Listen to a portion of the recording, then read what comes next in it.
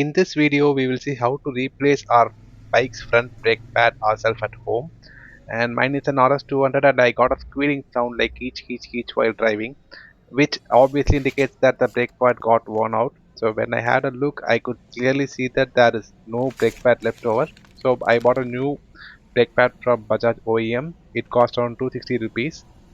And here is the part number. If anyone required, you can use it. And this is common for NS200 and RS200, both ABS and non-ABS one. And also I bought a grease which we can use for lubricating the caliper pins, and it's a lithium grease, and it cost around 87 rupees. As you all know, Bajaj is much cheaper to maintain. Obviously it's perhaps too. So now let's move on to the process. Just we have to remove 3 nuts, that's it. So the one at the bottom is the ABS sensor one, which has 10 mm size nut. So I have a T-spanner of 10 mm, so that's easy to remove. Followed by that, we have to remove the above 2 nuts, and those 2 nuts are of size 12 mm. I do have a socket wrench, and hence it's easier to loosen them.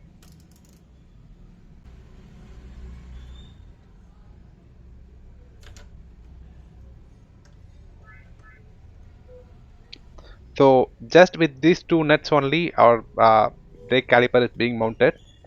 So once you remove these 2 nuts, the caliper comes out easily.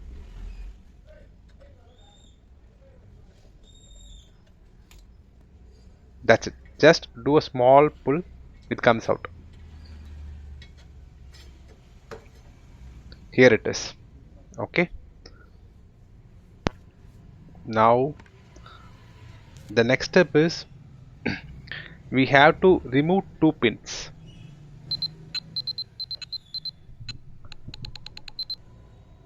Okay. So 1, 2. Usually we can remove them with our hand. At times it will be a bit tighter.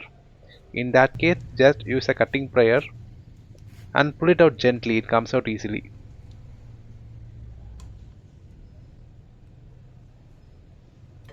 Yes, so 1 and 2. Okay. The third step is these 2 pins get holded to a small rod, a nut-like rod. Okay, we have to just remove that rod, and even that's a bit tight, so we can use our cutting plier again to pull it out. So if you pull this, it means that you are disengaging the brake pads from the caliper. So once you pull, we can easily pull out the brake pad.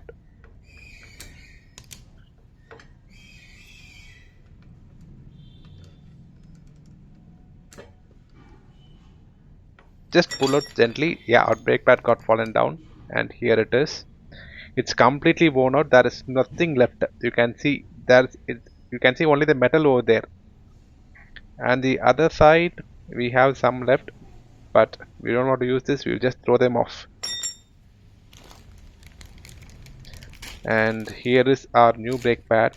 You can see how much difference there is between the old and new one. So right side is the new one, left side is the old one. As you can see, it's completely worn out. Let's look onto the other pad, and here this is completely worn out. There is no brake left over. It's just metal that you can see. What happens if we drive with this is it will be a metal to metal contact, which in turn damages our brake rotor, but luckily that doesn't happen to us. We are replacing at the right time. It's not right time, it's already late, but still we are fine. So the next thing we are going to do is we are going to remove the upper part which has the caliper pin, clean them and lubricate them with our grease. That's what we are going to do. So to remove this, pull the upper part gently. It will come out like a spring action. Just remove gently, it will come easily. And there are 2 rods there, right? Those are the caliper pins which we are going to lubricate. And before that, we will clean the complete kit with a good cloth.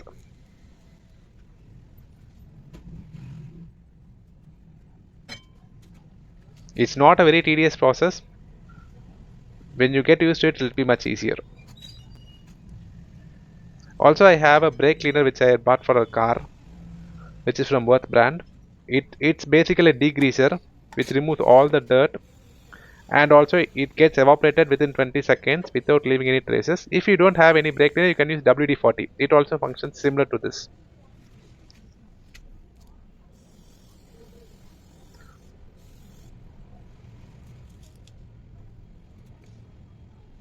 So once you clean with these kind of cleaners, it automatically gets evaporated, but still it's obviously good to wipe them off again with a good cloth.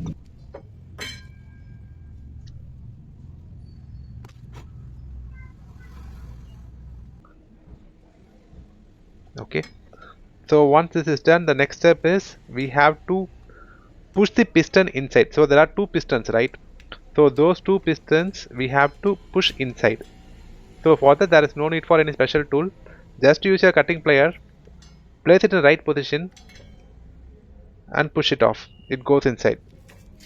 This is the only part that requires some effort from our end, and also ensure that the piston gets goes inside completely.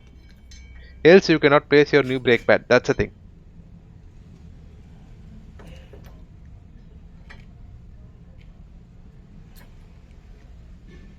So as you can see, it's going a bit inside. Still, we have to push.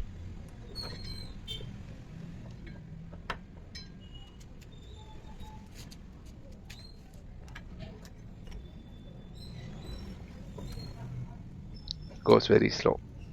I think we are done. Okay. Next thing what we are going to do is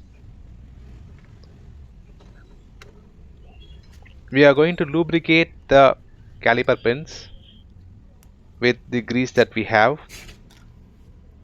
So the above rod here and the below rod in the one that we have in our hand. Those two things we have to lubricate. You're getting me right? This rod and that rod.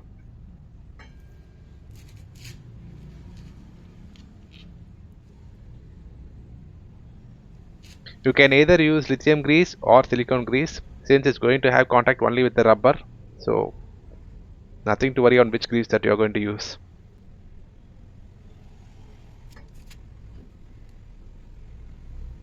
Okay. So once we have lubricated them, we have to place it back in its position. As I mentioned, place it and push gently. There is no need for heavy effort.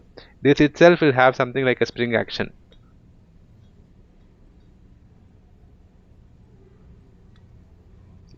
And press it 2 or 3 times so that it gets lubricated well and fine. Okay. Yes, it's perfect. Now we have to place this back in the same position how we removed. And just to notice, I haven't placed the brake pad yet. I have just removed and I have cleaned and I have lubricated the caliper pins. I am placing it back. Only after placing this back, we are going to put our new brake pad.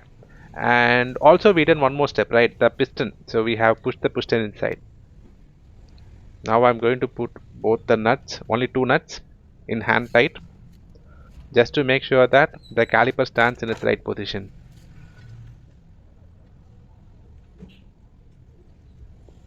Okay, next what we are going to do is we are going to place our brake pads, and the brake pad position should be like this. The hole should be in the outside part. So this is the same position we are going to place there. Only then the nut that we remove gets locked with this hole. Okay, so I'll place it. So this position matters a lot, both at the right side and left side. At times you may feel difficulty in placing the brake pad. That's because your piston is not fully pressed. Apart from that, there will be no issues. I have pushed the piston fully inside, so it fits directly for me. And there will be one support over there. It's not a clip, it's just a support. So it never gets locked over there. The lock is completely dependent on the nut that we are going to insert.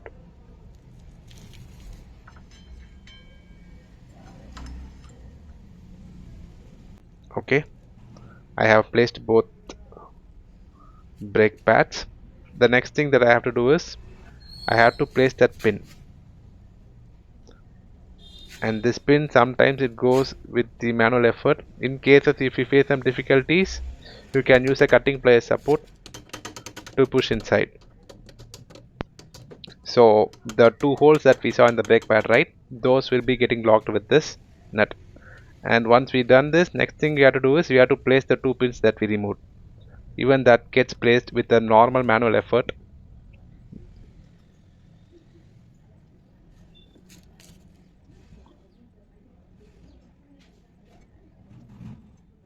Okay, at times we may place we may face some issues while placing this nut. In that case, just rotate that nut so that it will be easy to push that pin. You and I face some difficulty to place the pin in this position. So what I'm going to do is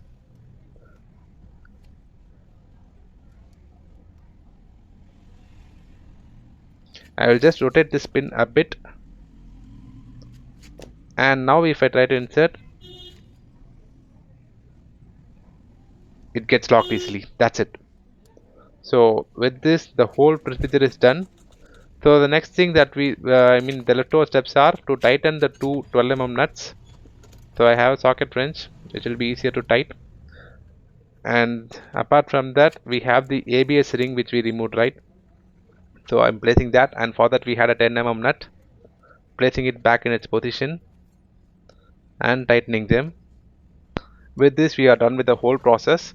I will again clean the brake rotor with the brake cleaner once. So with this we are done with the whole process, and there is only one more step left over, which is nothing but pumping the brake lever some 10 to 15 times so as to bring in the normal operation without any airlock. And in case if there is reduction in your brake oil, you can top it up with .4 oil. So with this we'll close this video. Thank you all for watching. Please do like, share and subscribe.